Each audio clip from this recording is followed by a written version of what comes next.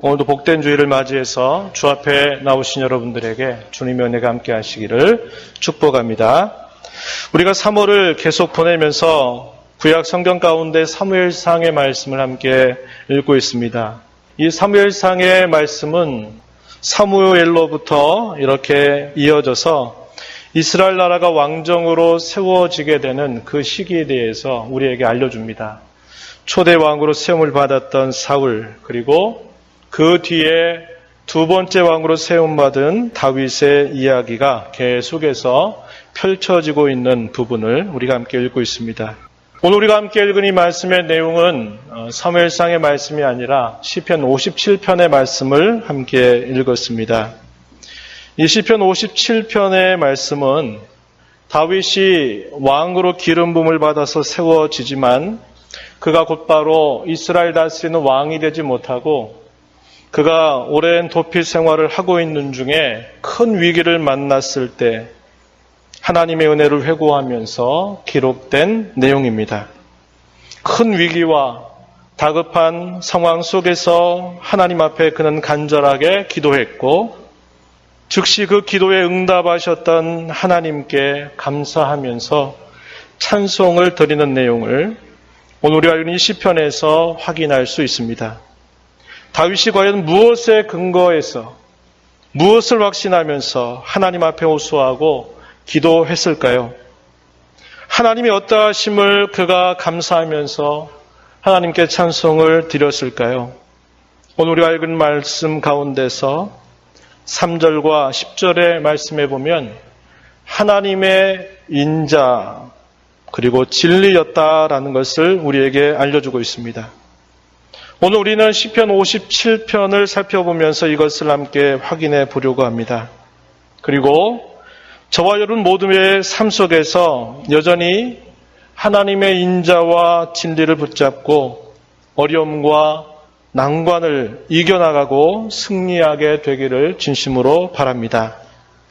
다윗의 도피 생활은 약 10년이라고 하는 시간 정도가 계속되었던 시간이었습니다.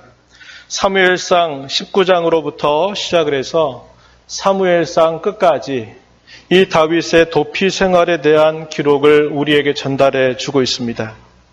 잘 아는 바와 같이 사울은 이스라엘의 초대 왕으로 세워지고 그가 이스라엘을 다스리기 시작하지만 다스린 지 2년이 되자마자 그는 이미 하나님의 말씀을 크게 어기게 되면서 그는 큰 범죄 행위를 통해서 하나님께로부터 버림을 받게 됩니다. 그 이후로 약 38년 정도를 그가 더 다스려서 이 사울이 다스린 지가 40년 정도가 되는데 이 38년 동안의 기나긴 그의 통치는 하나님께서 필요한 경우에 쓰임을 받기는 하지만 그 삶은 자기 자신에게 뿐만 아니라 이스라엘 역사에 있어서 참으로 안타까운 시간들이었다라는 것을 우리가 보게 됩니다. 반면에 다윗은 이새의 막내 아들로 태어났고 그는 소년기를 아버지 양떼를 지키는 목동으로 지나게 되다가 어느 날 사무엘 선지자가 와서 제사를 드린다 하면서 바로 자기에게 기름을 부어서 이스라엘의 왕으로 세움을 받습니다. 하지만 그가 실제적으로 이스라엘 나라를 다스리기 시작했던 것은 그의 나이가 30세 정도가 지나서 그가 이스라엘 나라를 다스리기 시작합니다. 그 역시 약 40년 정도를 이스라엘 나라를 다스리는데 유다 나라를 한 7년 반 정도를 다스리고 이스라엘 전체를 33년 정도를 다스리면서 40년을 그가 다스리게 되는데요. 그가 이렇게 이스라엘 나라에 공적으로 알려지게 된 것은 우리가 잘 아는 바와 같이 블레셋 장수였던 골리앗과의 싸움에서 그가 승리하고 난 다음이었습니다. 잠깐 동안은 사울에게 사랑을 받아서 그의 궁정을 출입했고 그 왕의 호위관이 되기도 하였고 심지어는 군대 장관이 되기도 했지만 그 이후에 오랜 시간 동안 아까 말씀드린 것처럼 10년이 넘는 시간 동안 이 사울의 질투와 시기를 받아서 사울에게는 철천지 원수가 되어버리면서 그는 기나긴 도피 생활을 시작하게 되었다는 겁니다. 이 10년이라고 하는 도피 생활은 아주 고된 시간의 연속이었습니다.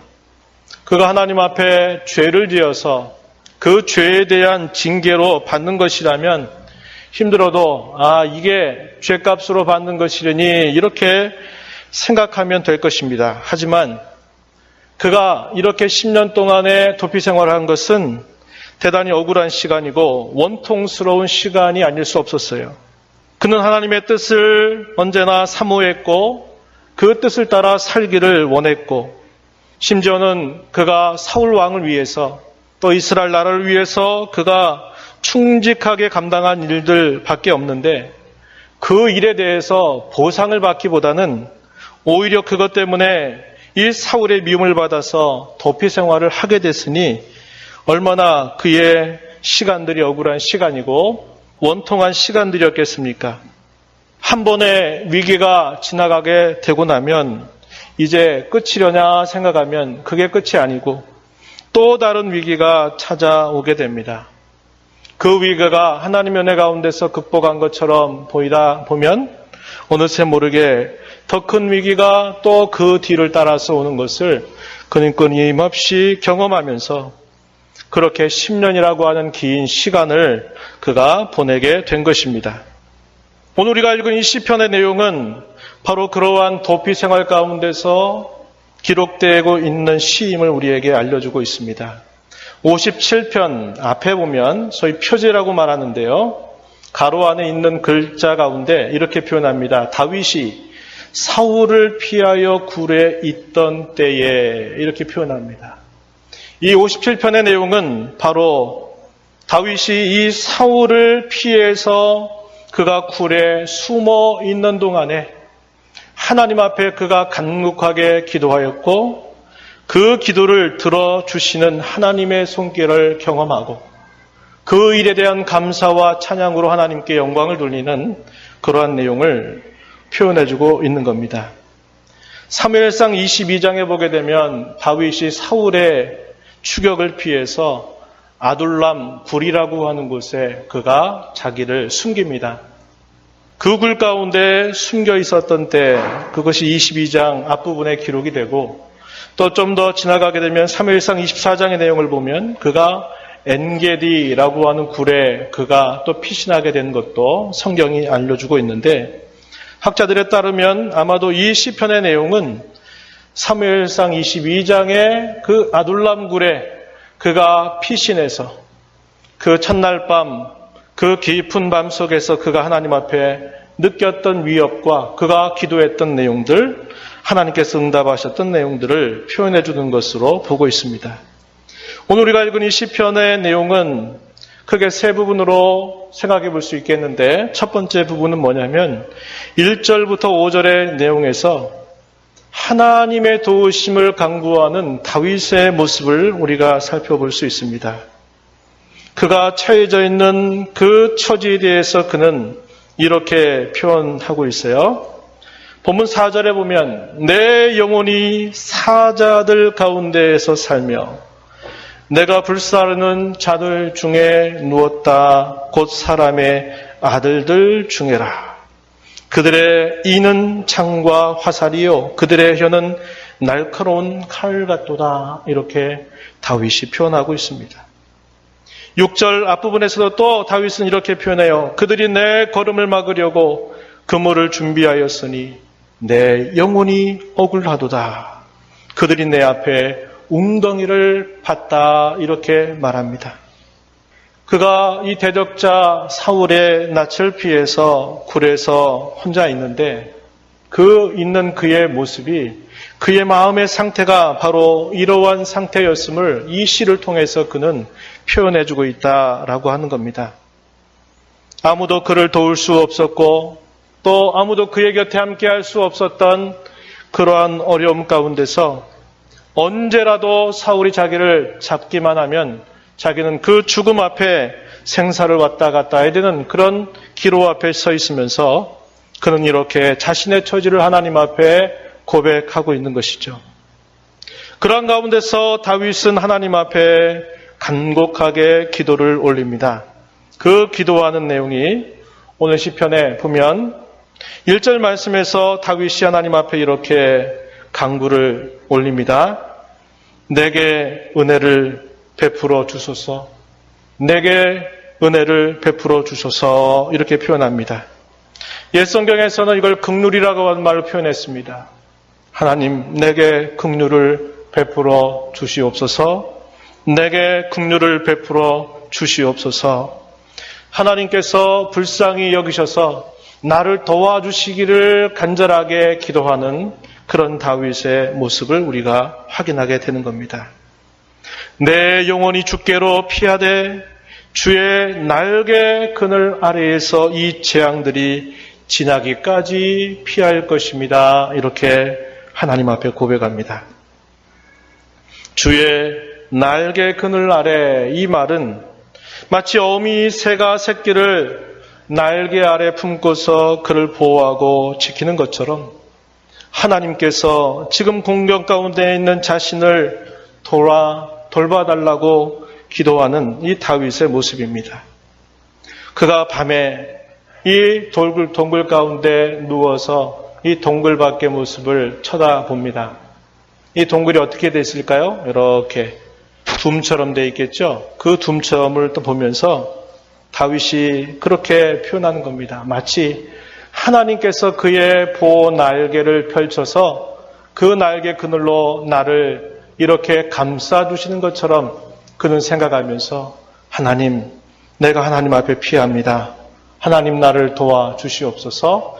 하나님 나를 도와주시옵소서. 이렇게 고백하고 있는 겁니다.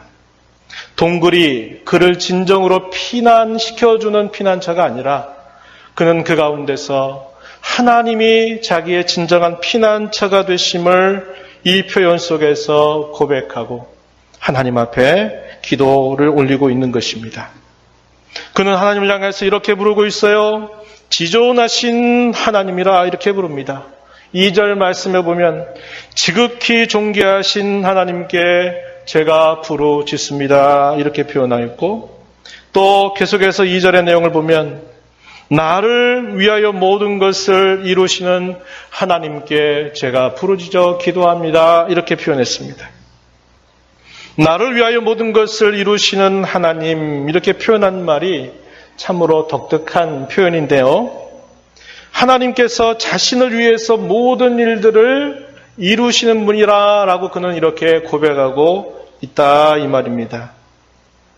자신에게 주어진 일들, 왜 그러한 일들이 자기에게 닥쳤는지, 이 길의 끝이 과연 어디까지 계속될지, 언제 이것이 끝날지 그는 가늠할 수 없는 겁니다.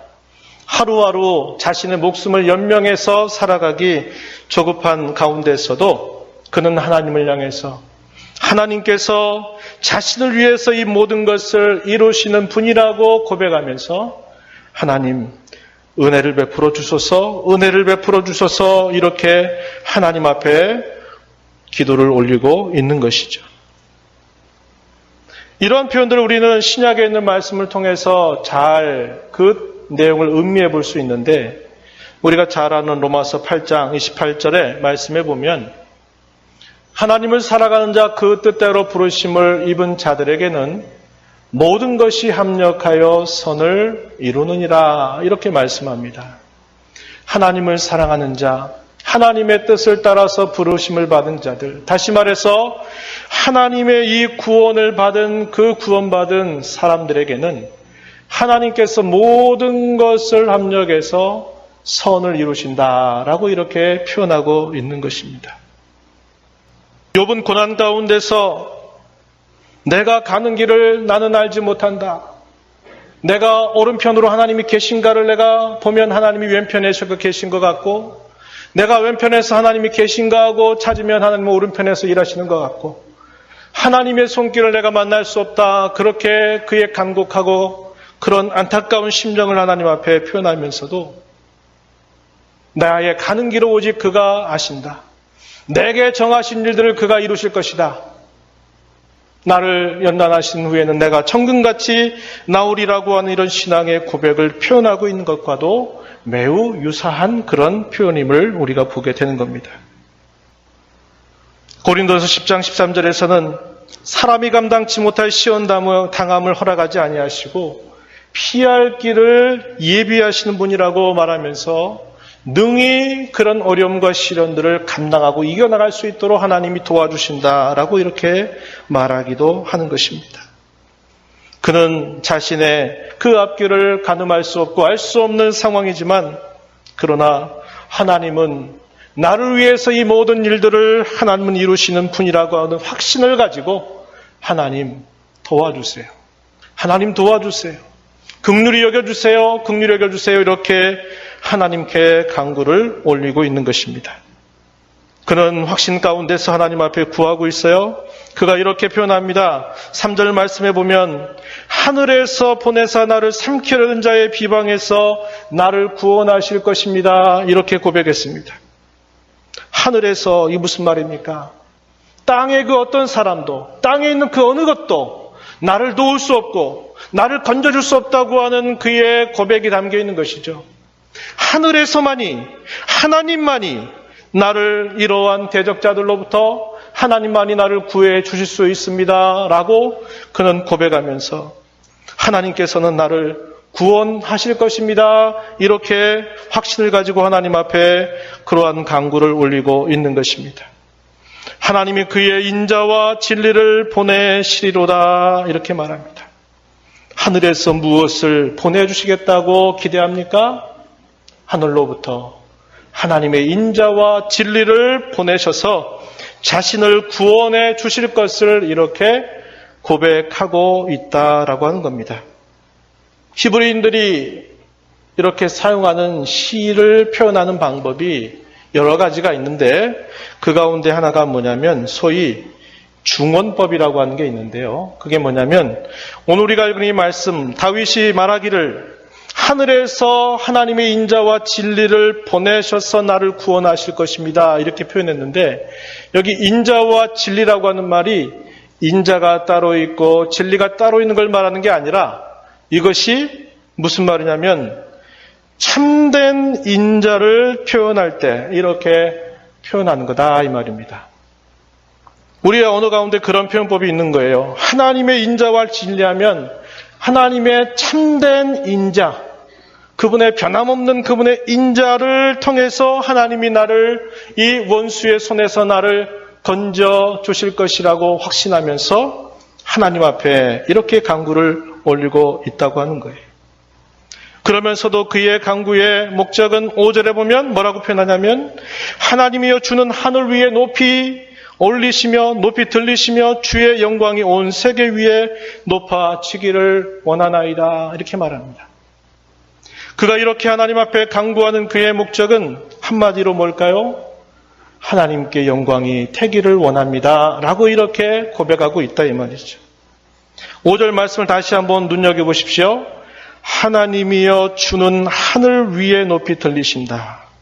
또 주의 영광이 온 세계 위에 높아지기를 원하나이다 하는 말도 주님이 하늘 위에 높이 들리신다라고 하는 말과 주의 영광이 온 세계 위에 높아진다라고 하는 말이 서로 다른 뜻일까요? 같은 뜻일까요? 같은 뜻입니다. 이것도 히브리인들이 사용하는 시에서 많이 쓰는 말이에요. 대꾸법인데 이걸 병행법이라고 부르는데 같은 내용의 의미를 이렇게 표현했다가 똑같은 내용을 그 다음에 이어서 또 이렇게 표현해요. 표현은 다르지만 그 내용이 같은 것을 표현하면서 그것을 아주 강조할 때 쓰는 그런 형식이라 이 말이죠. 여기서 다윗이 하나님 앞에 이렇게 간구를 올리는 그 목적은 하나예요. 하나님이 영광 받으시게 되기를 원합니다 라고 이렇게 간구하고 있다 이 말입니다. 이렇게 간구했던 다윗에게 하나님은 어떻게 하셨나요? 그에게 건져주시는 은혜를 하나님이 그에게 베풀어 주셨어요. 6절에 한번 가서 보세요. 이렇게 말합니다. 6절 뒷부분에 보면 그들이 내 앞에 웅덩이를 팠으나 자기들이 그 중에 빠졌도다 이렇게 말합니다. 원수들이 나를 해하려고 나를 잡으려고 이렇게 올무를 놓고 웅덩이를 파고 나를 사로잡아 죽이려고 하였지만은 하나님께서 어떻게 하셨다고 말합니까? 하나님께서 건져주셨는데 자기는 하나님이 건져주셨고 오히려 자기를 해하려고 하는 이런 원수와 대적자들이 오히려 그 올무에 빠지게 하셨다라고 이렇게 말하면서 다윗은 그 다급한 상황 속에 기도했던 자신의 기도를 들으셔서 응답하신 하나님 앞에 감사를 이렇게 표현하고 있다 이 말이죠.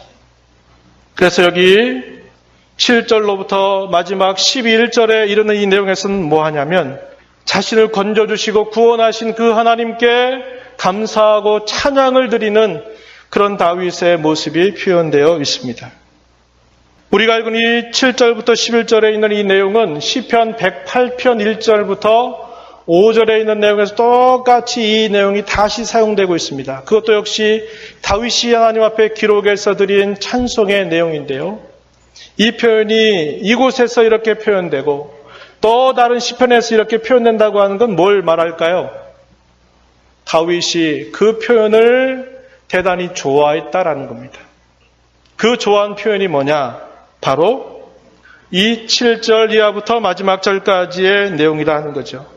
여기 7절에 보세요. 하나님이여 내 마음이 확정되었고 내 마음이 확정되었사오니 내가 노래하고 내가 찬송하리이다.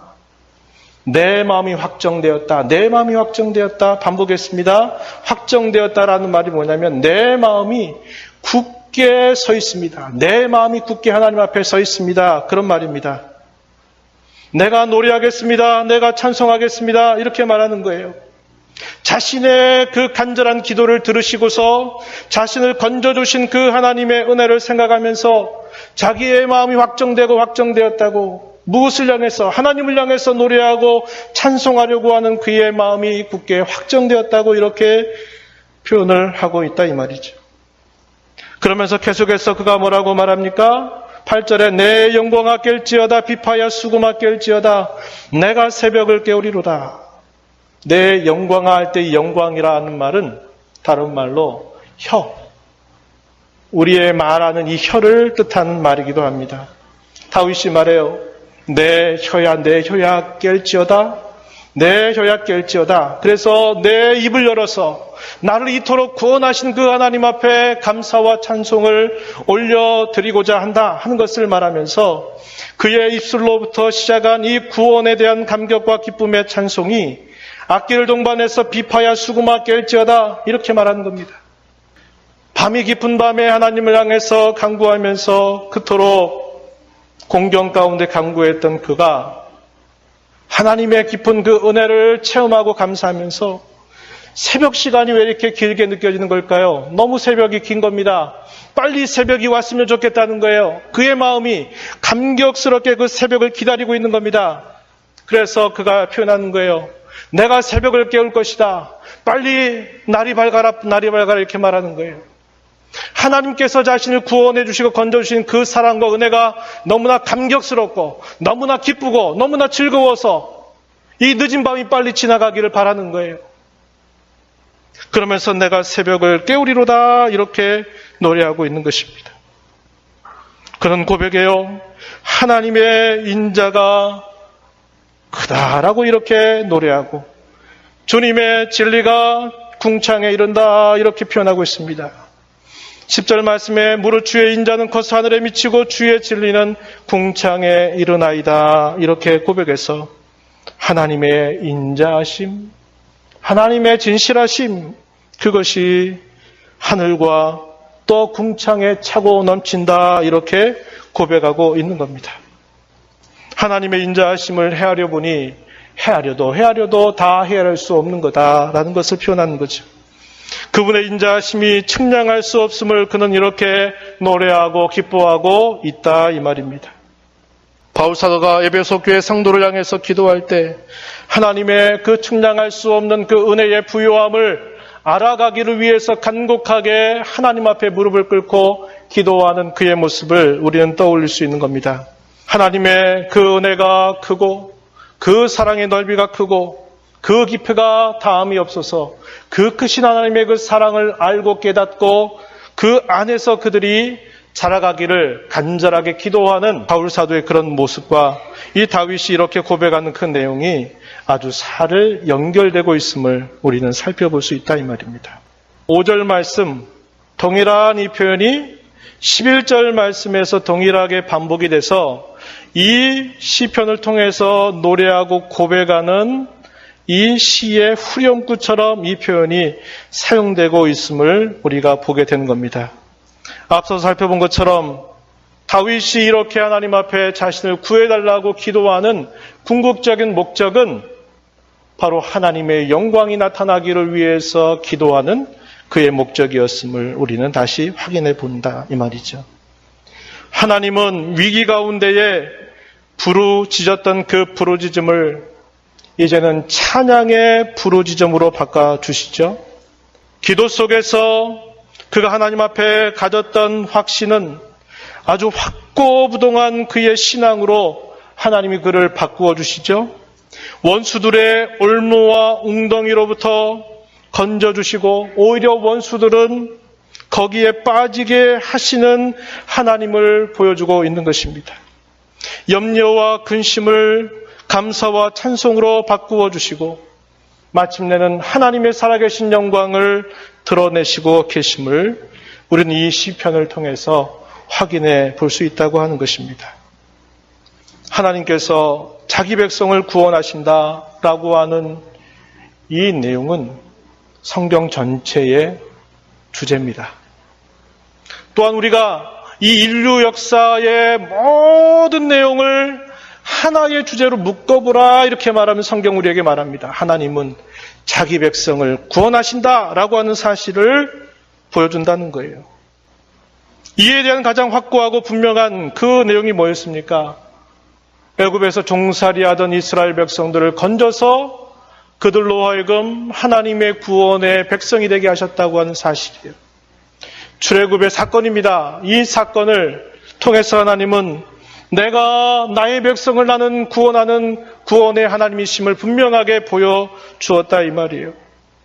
훗날의 이스라엘 백성들이 하나님 앞에 범죄해서 유다 나라도 또 이스라엘 나라도 멸망이 돼서 포로 생활을 하고 있었던 70년이 지나고 난 다음에 그들을 다시 하나님의 극적인 역사로 예루살렘으로 귀환하게 하신 그 일도 하나님께서 자기 백성들을 구원하신다고 하는 것을 아주 역사 속에서 선명하게 보여주시는 사건이었어요.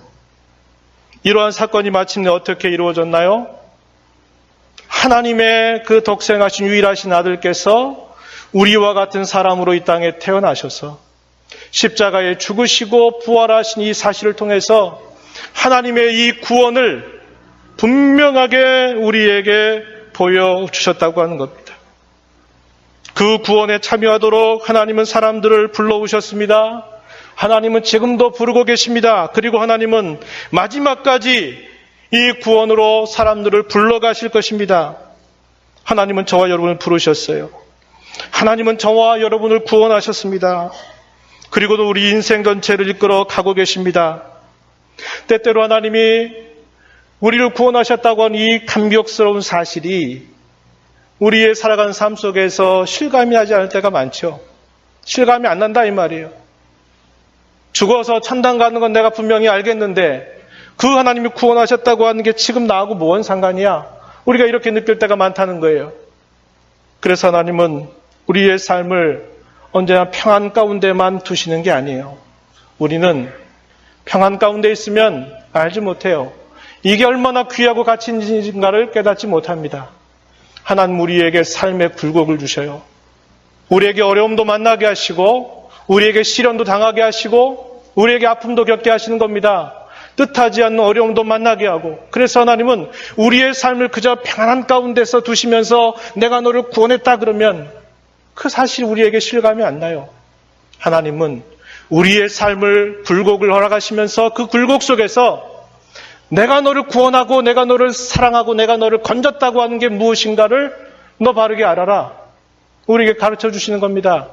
그래서 우리가 때때로 병에 걸리기도 하고 그 병상에서 치유를 받기도 하고 어려운 일을 만났는데 그 어려운 일 속에서 하나님 앞에 도움을 간구했더니 하나님이 그 어려움에서 우리를 건져주셨다고 하는 사실도 경험하고 내가 도무지 할 수 없어 보였던 그 일인데 하나님이 도와주셔서 그 일을 가능하게도 하셨고, 이 모든 일들이 뭡니까?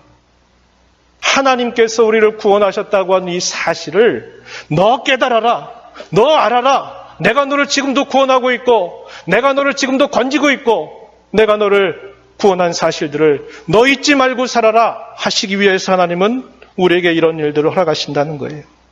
다윗이 괜히 만났습니까? 그가 잘못해서 이런 도피 생활을 했나요? 아니에요.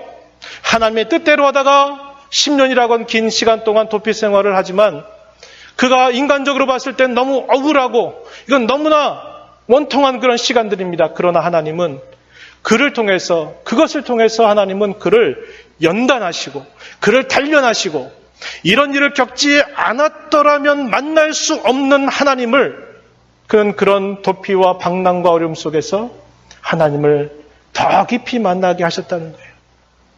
이것이 하나님의 은혜라고 하는 것이고, 이러한 일들을 행하시는 하나님은 그분의 변함없으신 인자와 그의 참되신 그런 사랑을 가지고서 그를 인도해 가고 계신다고 하는 것을 우리에게 분명하게 보여주고 있다고 하는 겁니다.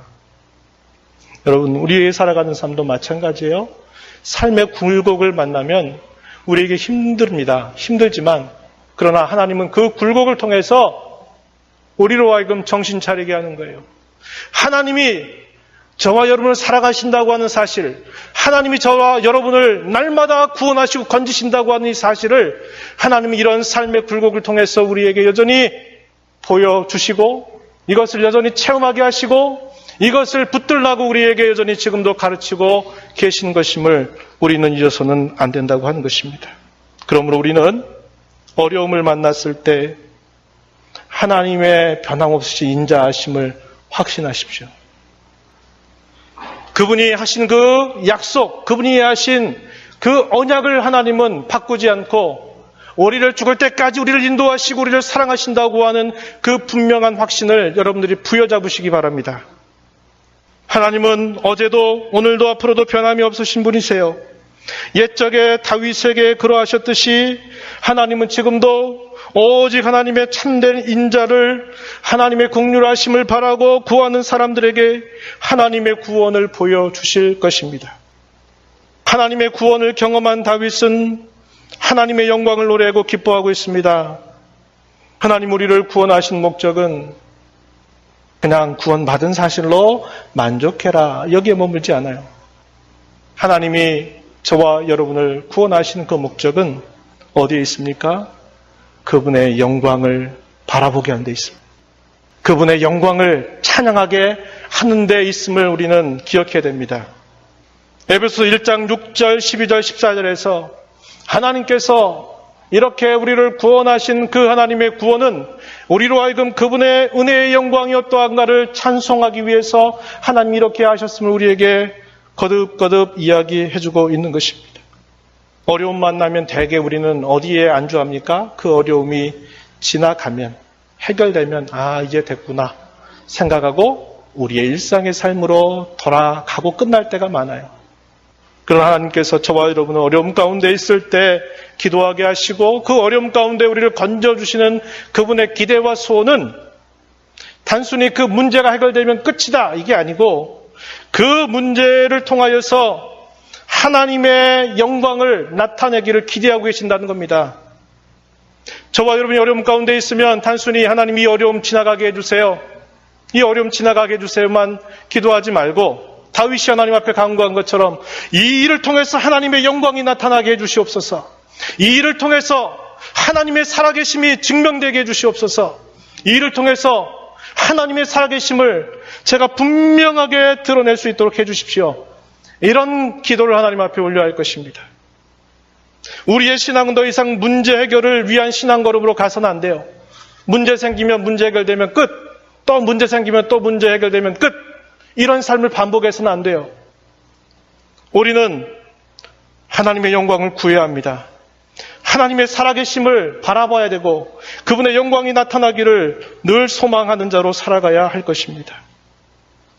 우리에게 만나는 크고 작은 많은 어려움들 속에서 하나님께서 또 내게 나를 구원하시는 이 사실을 보여주시려고 이렇게 하고 계시구나, 여러분 이렇게 받아들이십시오. 그리고 다른 어떤 것 바라보고 의지하지 말고 하늘을 바라보십시오.